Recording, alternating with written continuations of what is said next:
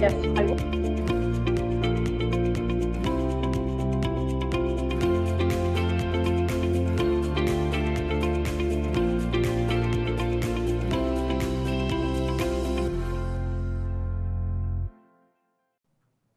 Good morning. Welcome to regular session and executive session, Union County Board of Supervisors. Also sitting as all special taxing districts. I'd like to excuse Chairman Porteous and Mr. Reyes, who are traveling today. We'll begin our meeting, calling it to order, and ask Supervisor Pancrazzi to lead us in the pledge. Will everyone please join me in the pledge? I pledge allegiance to the flag of the United States of America and to the republic for which it stands, one nation, under God, indivisible, with liberty and justice for all. Thank you very much. This time we'll open up the call to the public. Call to the public is held for public benefit to allow individuals to address issues within the board's jurisdiction. Board members may not discuss items that are not specifically identified on the agenda.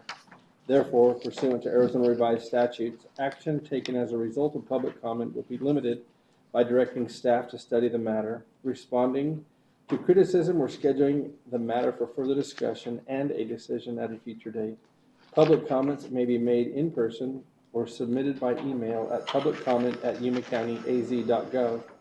The email forms of public comment will be accepted until 8 a.m. the morning of the meeting. All public comments will be read aloud during the Yuma County Board of Supervisors meeting that starts at 9 a.m. Desiree, do we have any public comments? We did not receive any public comments through email. Thank you. I know we have one speaker form, but I don't see that person here. So we'll go to presentations, proclamations, and appointments. During this segment of the agenda, board members may discuss the presentations and proclamations and may announce appointments to the Yuma County Planning or Zoning Commission, the Yuma County Board of Adjustment. No legal actions will be taken. Do we have any appointments? None. None. Very good. Yep. Okay, we're going to reschedule item number 1. Boona had a flat tire on the way to her meeting. Oh. And so we will go to number 2, and I see a plethora of engineers here today. Welcome, Frank. Good morning, Chairman Lyons, members of the board, Frank Sanchez, County Engineer. I'm here to give a quick presentation on the CIP 1.1103, our Avenue ED corridor project, and just give an update on the status of the project and the right-of-way process for that project. Okay, just for your information, this is we have obtained federal funds to design the project, and ADOT is administering that phase of the project for us. We did receive Arizona Smart Funds to the tune of about $610,000 to finalize that design that ADOT is administering. Design is currently at 90%, getting ready to move into 100% submittals. We have obtained environmental clearance, which is now, that gives us the opportunity to move into the right-of-way acquisitions. And as part of the right-of-way acquisitions, there are also a lot of utility coordination. There are a lot of irrigation facilities along this corridor, especially down in the valley area, that we're working with the Yuma County water users and the Bureau of Reclamation to coordinate those relocations and try to minimize a lot of those improvements. So here's just a map that kind of shows the layout.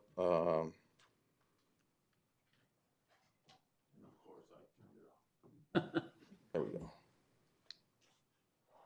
Okay, so the Avenue ED project originally started on County 23rd Street, Cesar Chavez Boulevard, and went all the way up to County 18th Street. We were able to extend that design and complete the design all the way, or the design concept report, and we took it all the way to Highway 95. So the entire project limits right now is from County 23rd Street all the way up to Highway 95 or County 16th Street. That's where we're finalizing the plans for the entire corridor. And the next couple slides just kind of shows the overview of the layout. Here you can see we're tying into the existing traffic signal on Avenue E and County 23rd Street. And as soon as we head north, we start to deviate in order to avoid the Roll Airfield. And so we go to the right, and then we head north along the Avenue D alignment, hence the Avenue E D corridor. As you can see, Raleigh Airfield, we do avoid Raleigh Airfield. The land up on the mesa is pretty much Bureau of Reclamation and Arizona State land. There are no private lands that we have to deal up on the mesa. These crop circles are Arizona State land. We avoid those. And as we get close to County 19th Street, we do shift a little bit to the west in order to avoid some Bureau of Reclamation facilities. They have some drainage wells along the Avenue D alignment, which turns out to be actually fairly nice because by shifting the road to the west, we do avoid having to obtain any right-of-way from the Cocopa Indian tribe. They own this parcel down here. But as soon as we cross 19th Street, we do start shifting back to the Avenue D alignment, and we take the Avenue D alignment all the way up to Highway 95,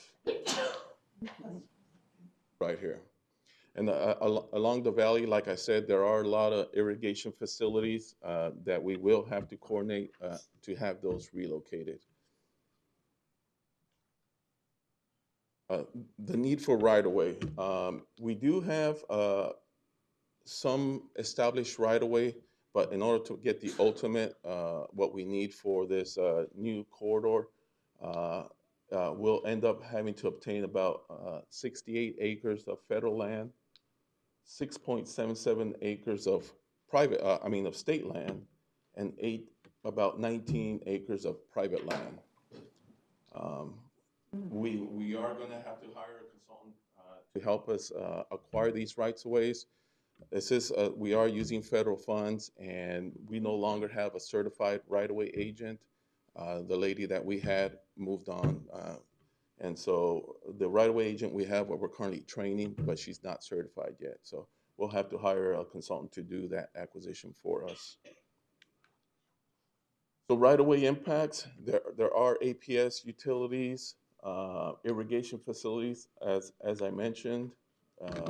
This is just a picture of up on the mesa where the alignment is going to go. Down in the valley, there's facilities.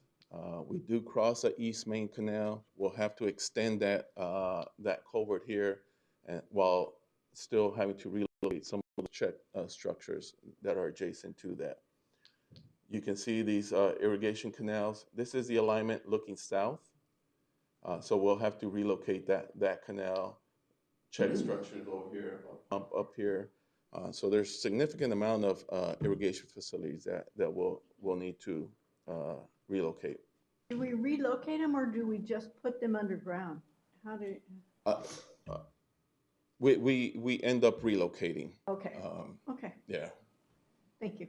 Hey Frank, do we have any impact on the spaceport in any way? Has anybody expressed a concern? No one's reached out, and my understanding is that spaceport is still further east. And of course, we've all heard of our famous little friend, the flat-tailed horned lizard. We do have to deal with this little fella. Their predominant location is the corridor that we're dealing with.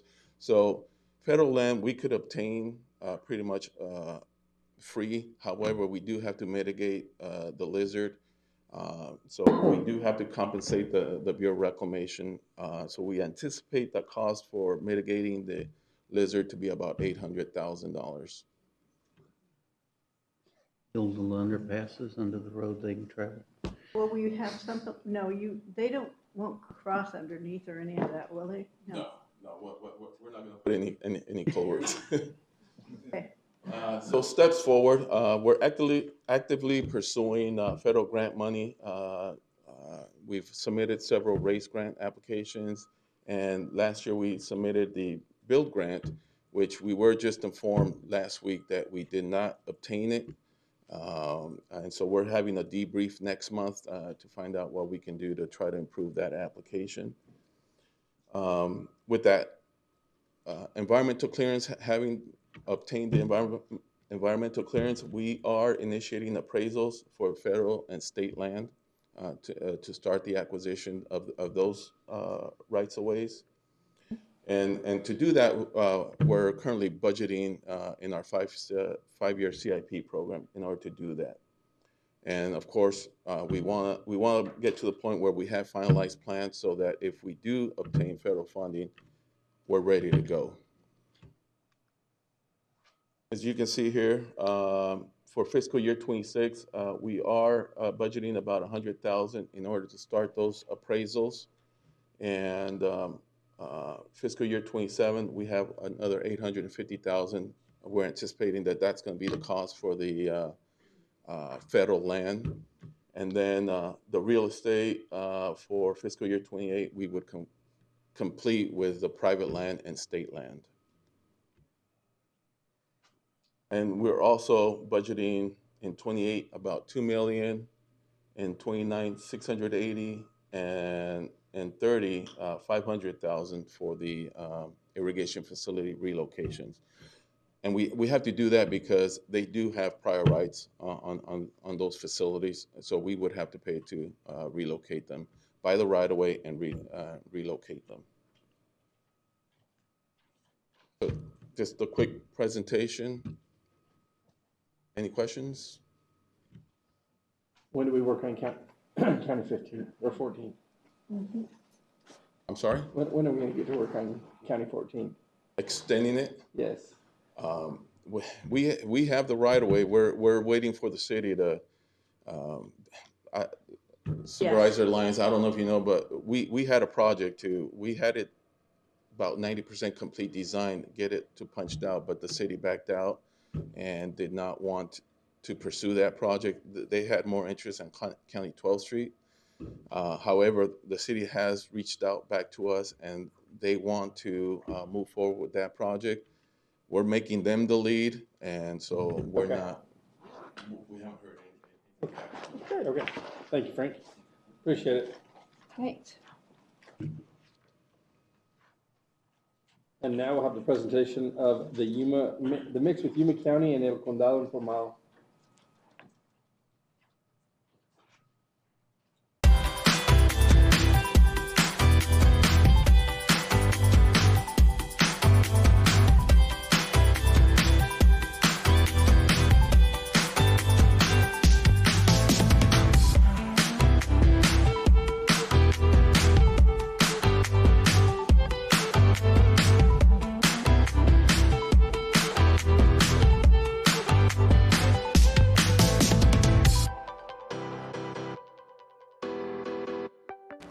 Welcome to The Mix. Water safety is something that affects all of us, especially families with young children. Here's an important message about the 5 layers of protection that can help prevent drownings and keep our community safe.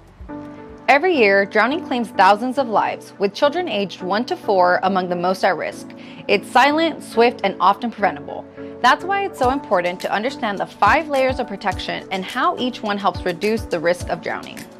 The first layer of protection is water competency, or learning to swim. Swim lessons give children the vital water safety skills, help them develop basic swimming techniques, and build confidence in and around water. Programs like those offered by the Yuma County Health District provide free swim lessons to local children as young as 6 months old.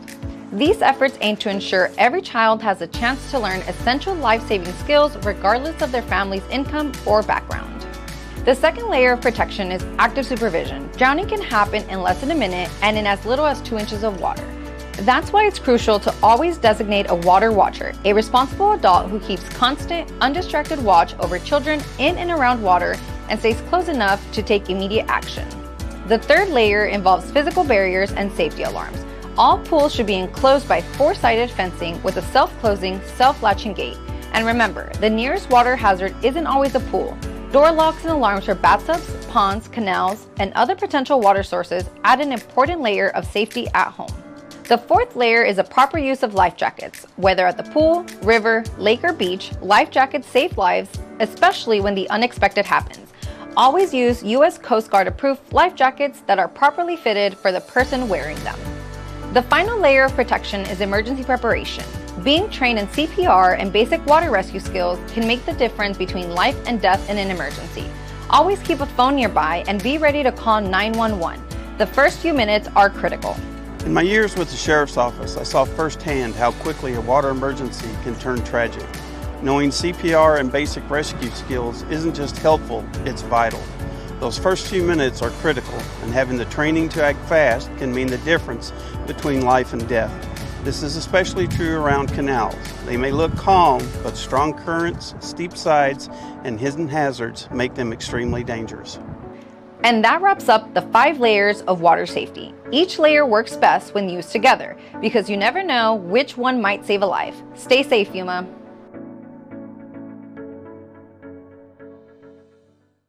Water safety is just one way we can protect the health and well-being of our families.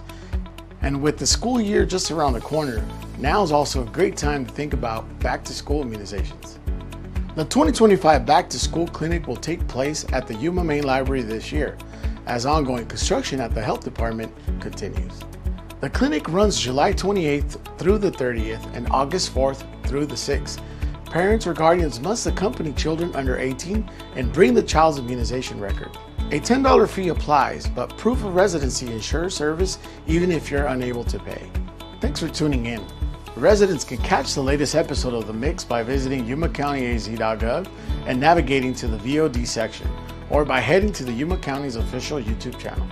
English episodes are available under the Mix playlist, while Spanish-speaking viewers can find the Spanish version under El Condado Informado. Both platforms offer access to current and past episodes. ¿Prefiere ver The Mix en español? No se lo pierda. La versión en español del programa está disponible bajo la lista de reproducción El Condado Informado en el canal oficial de YouTube del Condado de Yuma. Gracias por acompañarnos. Thanks for tuning in. Great compliments to the staff. That's great content. We'll now go to the consent calendar. Following items listed under the consent agenda will be considered as a group and acted upon by one motion with no separate discussion unless a board member so requests. In that event, the item will be removed from the consent calendar for separate discussion and action. Does anybody want to pull anything? I need to pull number 4. Okay. Darren? All right, I'd entertain a motion. Make a motion to approve items 1 through 14 with the exception of 4. I'll second that. All in favor? Aye. Aye. Any opposed? None. Motion carries. All right, item number 4. Ian, do you have anybody here from the tribe? Oh, sorry. Thank you. Would you like to step up to the podium? Talk about your grant? Sure. Hello, I'm the president of the Shawnee Indian Tribe, and we really see us as one community. So when we do our donations, we like to pick Yuma County and the Yuma Food Bank and the Crossroads Mission. They also serve a lot of our tribal members, so we're just appreciative of the services, and whenever we can give back, we like to do that. So, President, thank you very much for being here. We appreciate your generosity and your partnership with the community. Oh yes, thank you. We have Shara behind you from the food bank, and do we have anybody here from Crossroads? Nope. Shara, would you like to say anything?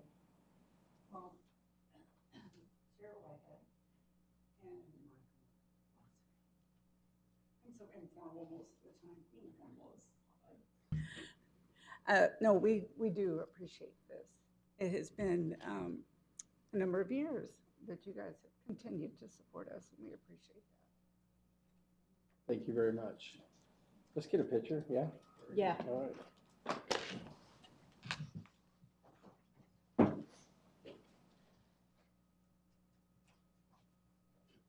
Then needs another half step. I know, go ahead, go ahead, go ahead, go ahead, go ahead. My knee makes me go slow. You and Sharon in the middle?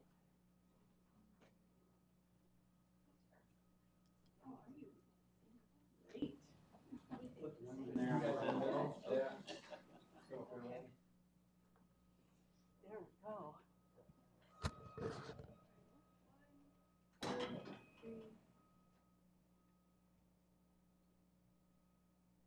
Thank you.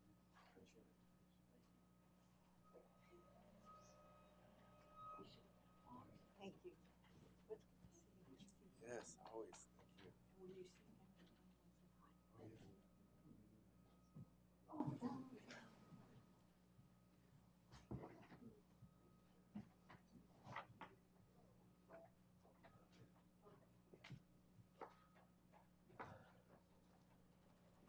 I entertain a motion on item number 4. I'll make a motion that we approve item number 4 as presented. I'll second. All in favor? Aye. Aye. Thank you very much. We're going to go to regular discussion calendar, item number 1. Turn the time over to Ian, and we will open up each of the following items separately for discussion and action as appropriate. Good morning, Chairman. Thank you. As you know, the construction of the Yuma County Administration Services. Wait a second, Ian. There we Okay. go. That's the sound of progress. That is It is. progress. Nearing the end over Yes. there, and the recorder's office is currently scheduled to move into that building in December. Right now, the recorder's office is located down the street at 102 South Main Street. Last month, Recorder David Laura invited me to join his staff at his office, and they reviewed several concerns they had about the space allocated for them in the new building. The current plan designated by the board is to have Mr. Laura's office move into that building in December. There'll be some renovations done there, and then the public fiduciary's office would relocate from Pacific Avenue to the new building. I'm sorry, to 102 South Main, from where the recorder moves from. So if the recorder remains at the current location, the public fiduciary could instead move to the new building. Mr. Laura is here if you want to hear from him directly or have any questions. But this item is presented to the board for any possible direction related to Mr. Laura's request. David, would you like to say anything, or are you happy? Would you like to stay put? Good morning. Morning. Good morning. Where we're at is actually a pretty good building, but it would have to be gutted out and redone to the specifics that staff needs and the voters. The new building, I mean, it's a very nice building, and we all want to move into new buildings, but if it doesn't suit the voters and it's not as efficient, then I think we should remain where I'm at. Now, the other thing is, at the new building, the way it would work is on the big elections, like the presidentials, we would need to use all of the auditorium for the board meeting, the supervisors. The partition that's designated, we don't believe it's sufficient to actually make it work for the voters. It'd be too tight. So it's two options.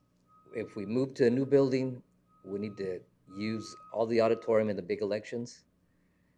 And if we stay in the current building, everything has to be gutted out and redone to our specifications.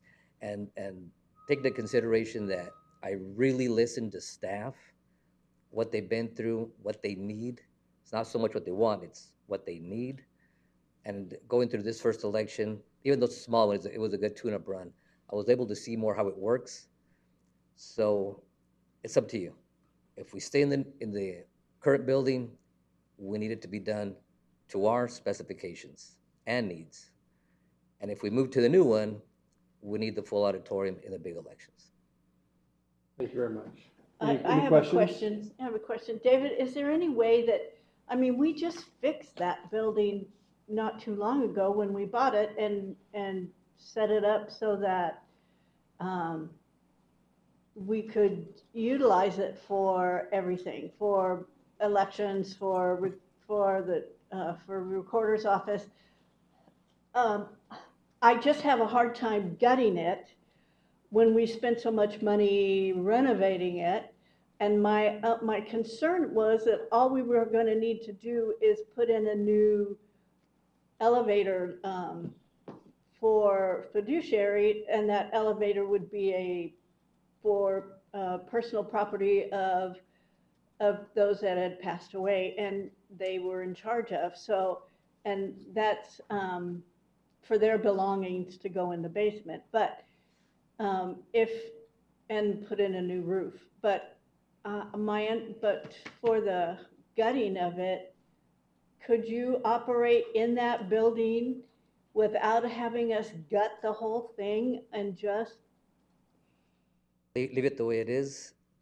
I don't believe so, because the way the walls are now, you're borderline as far as the needs. So we actually need With more partitions. We need more space. Oh, so you need to cut out a lot of the walls and make it a bigger area. Yes, exactly. So we need a bigger lobby. Mm-hmm. That's where that's Okay. the biggest Well, issue. I think that we can direct staff to take that under advisement, and I think you also have another $1 million at your disposal that you could contribute towards those types of improvements as well that you were gifted by the state. So we can put that in there as well and look at all the feasibility. Oh, that would be good. Okay. And that would still mean moving elections over to the new building. So it'd just be the recorder in that building.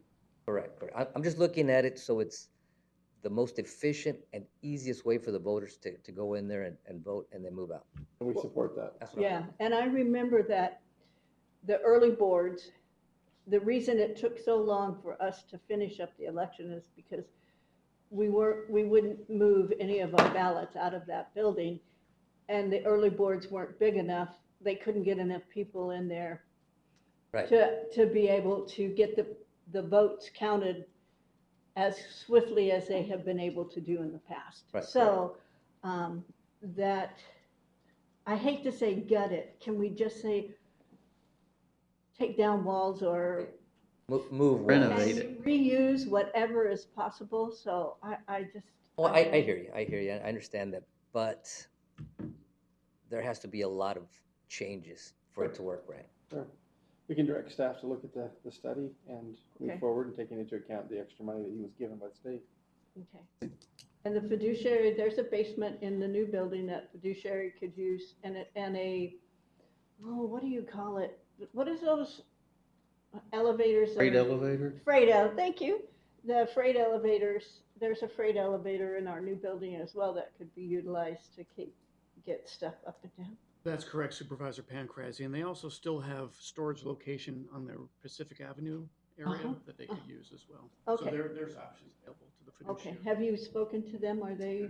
Robin Stallworth-Paquette, who oversees fiduciary, has spoken to them, and the deputy fiduciary is present here. Okay. Virginia Jones. Or, I mean, and don't forget, if we move into the new building, we just need, for the big elections, the whole auditorium. Supervisors. Right. I think it's a lot more convenient for you to stay where you're at and just modify that building.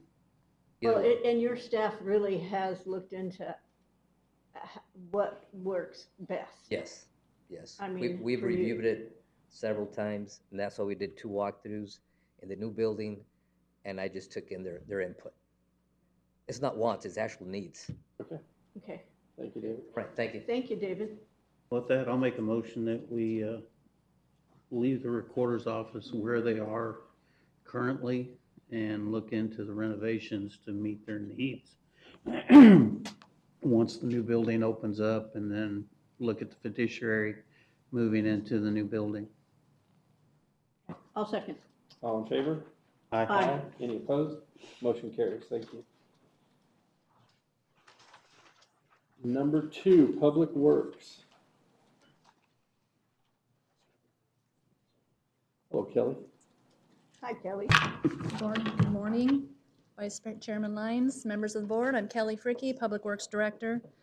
We're here to request your consideration and adoption of this ordinance titled Establishing Rules for Public Use of the Solid Waste Transfer Stations. The rules outlined in this ordinance are not new. They've been in place for many years and are the same rules that have been posted at all of the transfer sites throughout the county. These rules have supported safety, orderly, and environmentally responsible operations at all of our facilities. And what brings us before you today is not a change in our practices, but the need to formally adopt these rules, as they were never officially adopted by this board. In the interest of transparency, consistency, and good governance, we believe formal adoption is important. By adopting this ordinance, the board will be enforcing standards already familiar with the public and our staff, while also establishing a clear legal framework to continue enforcing them. And we appreciate your time, consideration, and continued support as we work to uphold responsible solid waste management practices in Yuma County. Thank you. All Any right. questions for the board? I move we approve. Do we have the ordinance to look at just to make sure? It's in. Mr. Vice Chairman, you need to hold a public hearing. Okay. Oh, I'm sorry. Let's open it up to the public. Going once, going twice, going 3 times. Okay, we'll close the public hearing. Thank you for that. Do we have the ordinance that we can look at, or do you want to read it? I did not bring a PowerPoint, but Okay. I was included in the packets. Then go ahead. I can read it. Notice of, oh, that's the public hearing notice. Just to make sure. I have the ordinance. Here it is, right here. Whereas Yuma County seeks to promote health, safety, and environmental sustainability by regulating the operations of solid waste facilities within Yuma County, and whereas solid waste management is essential to maintaining public health, reducing environmental hazards, and ensuring that waste is disposed of in an efficient, safe, and environmentally responsible manner. And whereas the Board of Supervisors of Yuma County has determined that it is necessary to implement rules for customers and restrict prohibited items for the operation and management of solid waste facilities in order to achieve these goals. And whereas in accordance with ARS 11-251-05 and 11-251-21, the Board of Supervisors has authorized to make and enforce such rules by ordinance. Now, therefore, be it ordained that the Yuma County Board of Supervisors does this date adopt the following rules for public use of the solid waste transfer stations in Yuma County, and to become effective at 12:01 a.m. on July 21st, 2025. And then it has a definition of acceptable solid waste. Do you want me to keep going? No, ma'am, I think that's fine, just so that we Okay. understood the ordinance. Thank you, Thank you. Kelly. Any other comments on that? Okay. Do we have a motion? I move that we accept the ordinance. Do we have a second? I'll second. All in favor? Aye. Motion is approved. Okay, thank you very much. Thank you. Item number 3, Development Services Planning and Zoning, discussion concerning a possible text amendment to Yuma County zoning ordinance addressing mobile food vendors. Morning, Mr. Chairman, Jesus Carrillo. Staff is recommending to continue this item for the next board meeting, August 4th. I would agree with that. Until all board members are present. Okay. And that'll be August 4th. Okay. Is that all? Thank you. Yes, okay. Do you want to just give us a brief explanation of what you're proposing? Yes, we're actually adopting what the. For the viewers at home, in case anybody wants to come and participate next time. Yes, so what we're doing is we're actually copying the definitions from the state statute, what is defined mobile food units and mobile food vendors. Okay. We're modifying that on our ordinances. And we're adding a new definition, which is noise-making devices. State statute allows us to restrict or restrict any noise-making devices. In order to do that, we will have to define noise-making device. Okay. We also, state statute, we're just following what the state statute will allow us to do as far as operating for residential properties, and we adding a section, a new section to the ordinance. Okay. Are there any questions from the board before we continue? Thank you. No, thanks Okay. for bringing this We'll to us. continue the though. motion. Thank you. Okay. All right, we're going to open up our legislative discussion calendar. Alejandro, bienvenidos.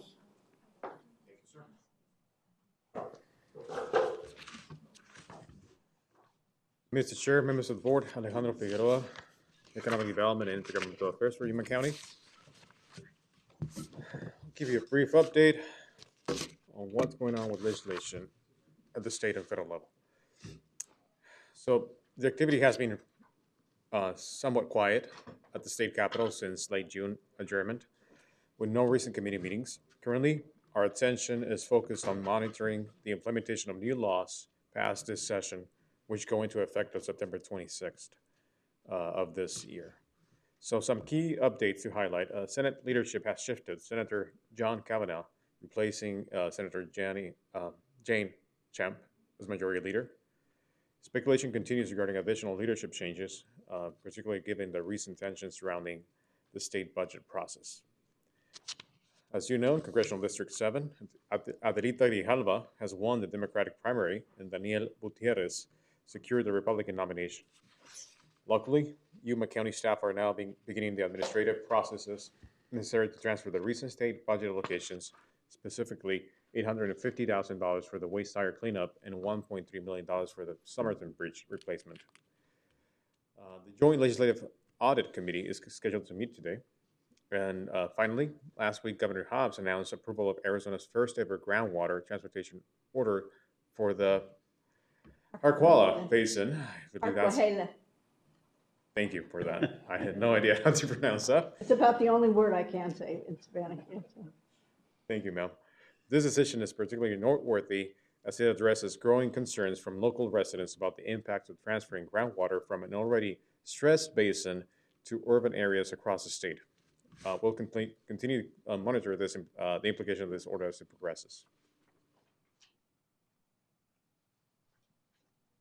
So as you know, on July 4th, President Trump signed the federal budget reconciliation bill, known as the One Big Beautiful Bill, which includes several tax policy changes. State leaders now must decide whether to align Arizona's tax code with these federal provisions. The Joint Legislative Budget Committee analyzed the impact of conforming. Excluding the Supplemental Nutrition Assistance Program, also known as SNAP, conformity would reduce Arizona revenues by approximately $381 million in fiscal year 2026, $251 million in fiscal year 2027, and $280 million in fiscal year 2028. The largest drivers are the temporary increase in the state and local tax deduction to $40,000, the overtime pay deduction, the overtime pay deduction through 2028, and a new $6,000 deduction for seniors also through 2028. Now, on July 17, JLBC updated its report to include changes in SNAP. There is no fiscal impact in fiscal year 2026, but the state's share of SNAP costs would add roughly $33 million in fiscal year 2027, bringing that year's total to $283.6 million. And about $183 million in fiscal year 2028 for a total of $463 million. This increases result from higher state administrative cost share and new benefit cost sharing triggers based on error rates. So as more details emerge, these figures may change. We'll continue to monitor JLBC updates and provide you with revised estimates as they become available. Senate Majority Leader John Kavanaugh supports conformity, noting that using federal adjusted gross income simplifies filing and the revenue loss is under 3% of the state's $17.6 billion budget. By contrast, Senator Minority Leader Sundaresan cautions that such a significant shortfall could force cuts to vital programs. Lawmakers will have to revisit this question when they return next year in January.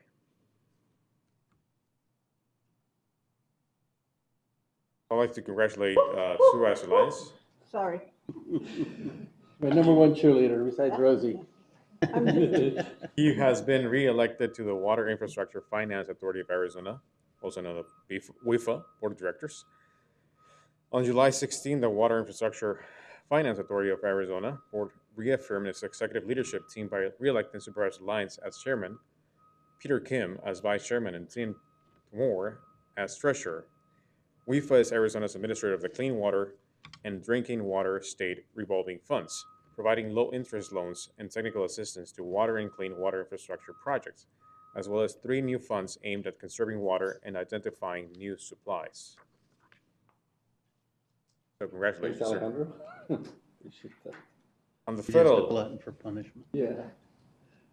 on the federal side, I want to highlight a new bipartisan proposal in Congress, the Counter Narcotics Enhancement Act, introduced by Senators Mark Kelly from Arizona and John Cornyn from Texas. This legislation directs the Director of National Intelligence to craft a detailed action plan to improve how our intelligence community works with Mexican authorities against drug cartels. Specifically, the DNI must first evaluate any current relationships the U.S. intelligence community has with Mexican government agencies, including assessing counterintelligence risks. Second, outline a clear, coordinated strategy to enhance collaboration and information sharing with those Mexican counterparts. And third, identify the resources and steps needed to implement this strategy effectively, ensuring we maximize the national security benefits.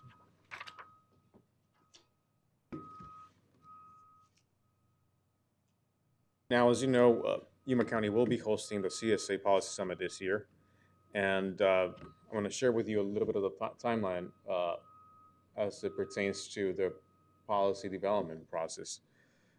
The counties have until August 4th to submit proposals for their consideration during the summit, and staff, with the help of some of the members of the board, have come up with a couple of proposals that I'd like to bring to the board's attention and hopefully approval. So we'll start with this. The first one is aimed at, the first proposal is aimed at improving efficiency and responsiveness in fire code inspections. Under current Arizona law, once a city's population surpasses 100,000 residents, that city loses its authority to inspect state and county-owned buildings, transferring inspection responsibilities exclusively to the state fire marshal's office. This transfer of authority has led to significant project delays in Yuma County, where we recently faced prolonged delays during the inspection of our new downtown administration building. Despite the delays, local fire departments remain the first responders, indicating no real improvement in public safety from this requirement. To address this, Yuma County proposes amending Arizona Revised Statutes 37-183, Sections 8 and A5, to establish a clear waiver process. Municipalities exceeding 100,000 residents, like the city of Yuma, could petition to retain local inspection authority, provided their local fire codes meet or exceed state standards. This waiver would only be granted if municipalities demonstrate both the strength of their local fire code standards and that relying on state fire marshal imposes an undue administrative and resource burden. This solution provides several clear benefits. First, it reduces delays, allowing counties to move staff into new buildings on schedule without unnecessary interruptions. Second, local fire departments already have extensively familiarity with local infrastructure and fire suppression capabilities, ensuring more informed, effective inspections. Lastly, keeping inspection authority local means greater operational continuity and cost efficiency. From a budget standpoint, this proposal requires no new state appropriations. It's designed to be budget neutral or even slightly beneficial, given the potential reduction in workload to the state fire marshal's office. Counties, including Yuma, will likely see cost savings by avoiding delays and having predictable inspection schedules. We've engaged key stakeholders, including the City of Yuma and State Fire Marshal's Office, to initiate dialogue and ensure the proposal addresses all relevant concerns. In short, this waiver provides a common sense approach, empowering local fire departments, reducing unnecessary administrative burdens, and enhancing overall government efficiency. Chairman, members of the board, are there any comments? Question. Yes, sir. The agreement that we completed last month, was that just temporary? Mr. Chairman, I will defer to. I thought that we had implemented some type of a policy waiver. So my understanding, the agreement that the State Fire Marshal's Office and the city reached allowed them to finish off the inspections across the street. Okay. But my understanding from talking to the fire marshal here locally is that when the city adopts the new fire code, which they anticipate doing here soon, then the state will have an older code adopted apply to counties. So the city doesn't want to inspect to two different codes. Right. And so that's where this would come in and avoid that situation. So the city could adopt whatever code they want along with the local amendments, and the state fire marshal could delegate that responsibility right. As long as it was good or better than what the state does. That was my understanding on that phone call. The agreement was as long as they were enforcing to the newer code, right?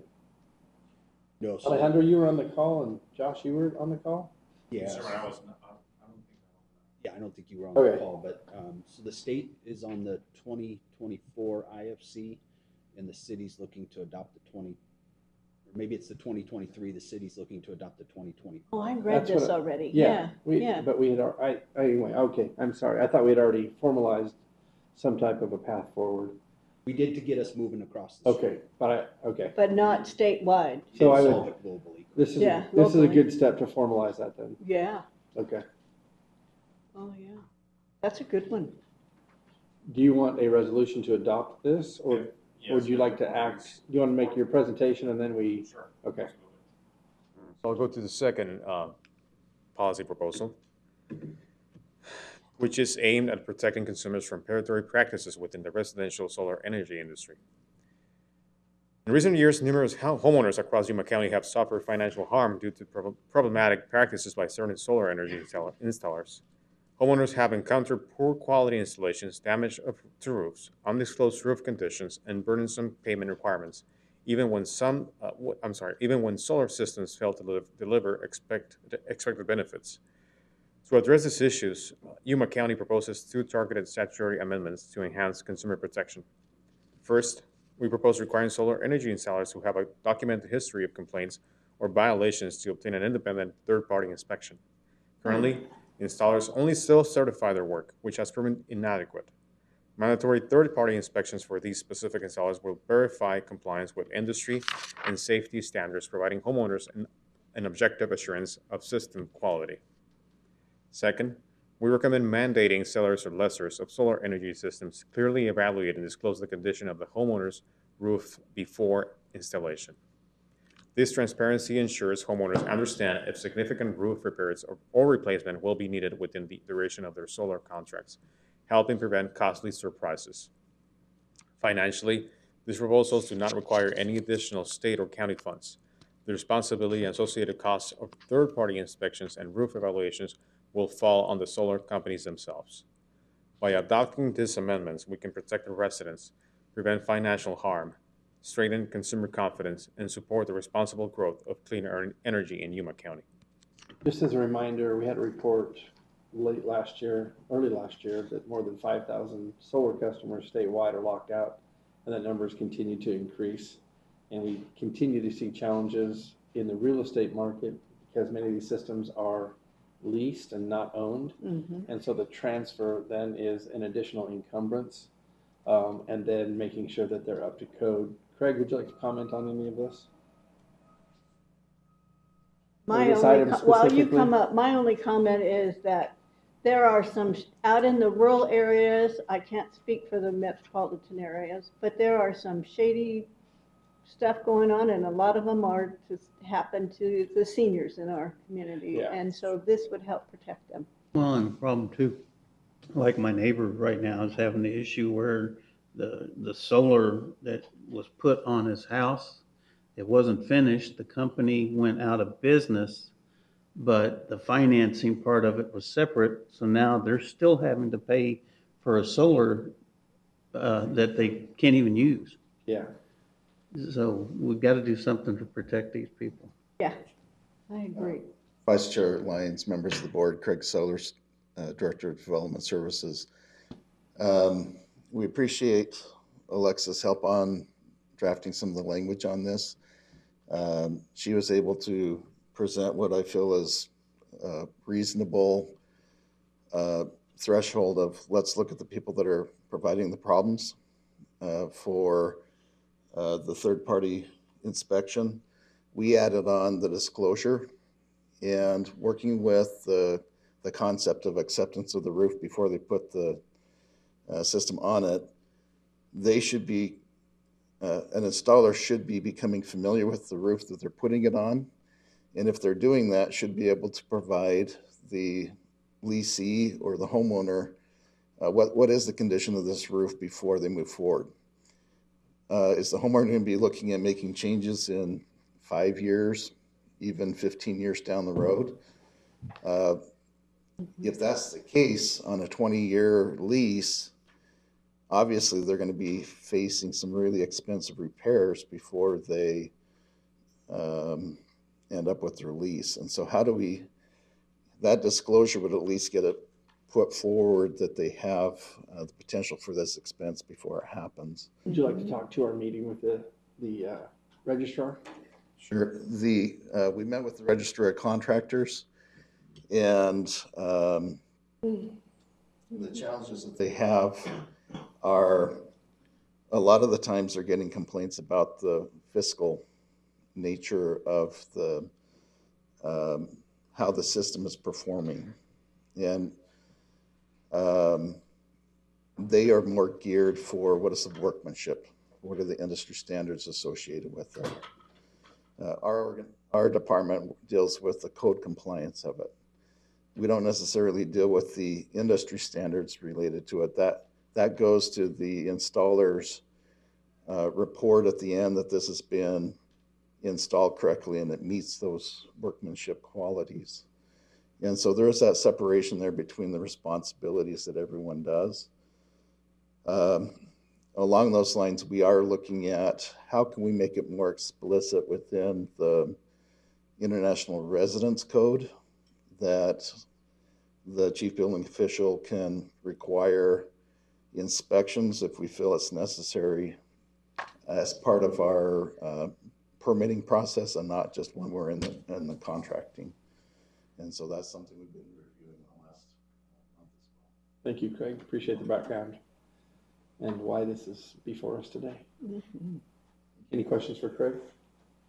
No. I was just gonna say on this too, is there any way, and I don't know if it's possible or not, to require any solar company, if they're installing these systems on a residence, that they have to put a bond up to cover in case they go belly up and the homeowner now is stuck with a system that can't work, you know, put up a bond or more or less something that if they go belly up, the bond pays off the system. That way the homeowner is not getting stuck with a system that don't work, yet is still required to make payments on something. We'll work on some language for that. Yeah. Thank you. All right, appreciate it. That would be good. Thank you, Alejandro.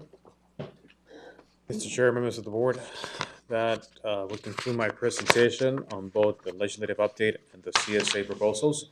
What happens now with the proposals, if and once approved by the Board of Supervisors, it will go to the CSA. CSA staff will engage with Yuma County staff and will help us do the research and set up some meetings with other stakeholders across the state. Thank you. Can we get a Thank you. motion? I move we accept the two proposals for the CSA Policy Summit, the one that has to do with solar energy and the one that has to do with Fire marshal. fire marshals. Very good. Thank you. I'll second that. All in favor? Aye. Aye. Any opposed? Motion carries. Thank you. Thank you. Appreciate your work on that, Alejandro. Thank you, Alejandro.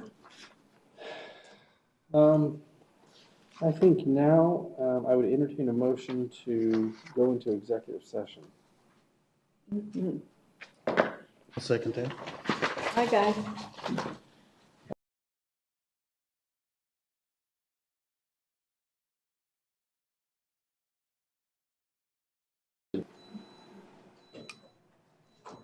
Sure.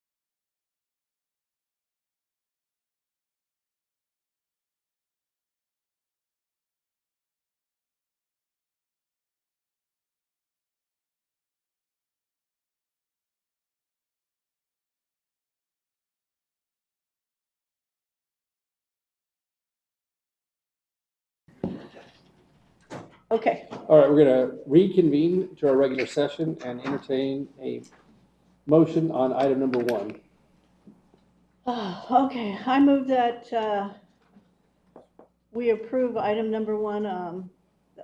It's on, I don't know exactly how to phrase it. You can read it. I'll read the whole thing. County, where is it? Last page. Oh, there it is. County authorize and approve the county attorney's appointment of Rick Carter and Matthew Klopp of the law firm of Engelman Berger, PC, 2800 North Central Avenue, as special deputies to represent the interests of the Yuma County Flood Control District at an hourly rate of $500 and $475 respectively in the case of the City of Yuma versus the Yuma County Flood Control District et al. Case number S1400 CV 202401035. The notice of claim from Meridian Engineering Company and all related matters in the Smucker Park Detention Basin project. Thank you. I'll second. All in favor? Aye. Any opposed? Any abstentions? Thank you. Motion carries. All right, we'll go back to calendar. Lynn, you want to start? Oh, yes. Let's see. I was at the NACO conference in Philadelphia. I don't think I even went outside the hotel except to get something to eat because it was terrible weather. But I attended the border communities, a bunch of several sessions from that, the immigration and the ag and rural affairs, as well as all the general sessions and the voting sessions. So I attended the whole conference, and it was quite meaty and got a lot out of it. And then I attended as CSA president, I attended the Navajo County Board of Supervisors meetings and the Yavapai County Board of Supervisors meeting, and this week it'll be Santa Cruz County Supervisors meetings on behalf of CSA. So that's what I did, and I need for you two to start deciding which one of you two are going to go to NACO conferences, because I'll be past president of CSA. I'm tapping out. All So right. one of you two's got to start taking over those conferences. All right. Okay? Yep. So think about it. Go ahead, Darren. Oh, just a bunch of different meetings with constituents. Attended the it's not a change of command, but change of the sergeant major out at YPG. Responsibility. Change of responsibility, exactly. Want to welcome the new sergeant major, and just like I said, it was a good little ceremony, and that's about it. Had several meetings on water. Participated in the meeting with Yuma County Development Services, Alejandro, and the Registrar of Contractors, the Greater Yuma Economic Development meeting, and also participated in the WIFA meeting, the change of responsibility, and again, several meetings and or phone discussions with constituents regarding water, agriculture, trash, etc., etc. And then I text Josh pictures of the roundabouts every couple of days, and sometimes include Ian. Never propose a roundabout in Yuma County. Any protest of those roundabouts, Frank? No roundabouts. I don't like them either. Ever? No, our truck traffic just goes right up over the top of them because they can't get up. Okay, Yeah. very good. All right, anything else? Good to the order? Nope. We are adjourned. Ian. Oh, sorry, Ian. Ian, Yes, I'm that's right. sorry. I know Ian was traveling and doing things on behalf of the county. Sir, thank you, Mr. Chair. Welcome new county employees at the new monthly hire orientation. Met with an aspiring young University of Arizona MPA student from San Luis who wants to someday become a city or county manager, and tried to talk her out of it, but she's determined. Met with a government rep from Charter Communications regarding their merger with Cox Communications. Charter, of course, operates Spectrum. and attended the ACMA conference, Arizona City County Management Association. And as immediate past president, I had to fill in for the president that wasn't able to attend. So You I can't leave that quick. all those presidential duties. So it was a good conference, but it's good to be back. Thank you. See, you may have to fill in for the past president at some point in time. All No, right. no. Thank you, Ian. If that's it, we're adjourned. He is from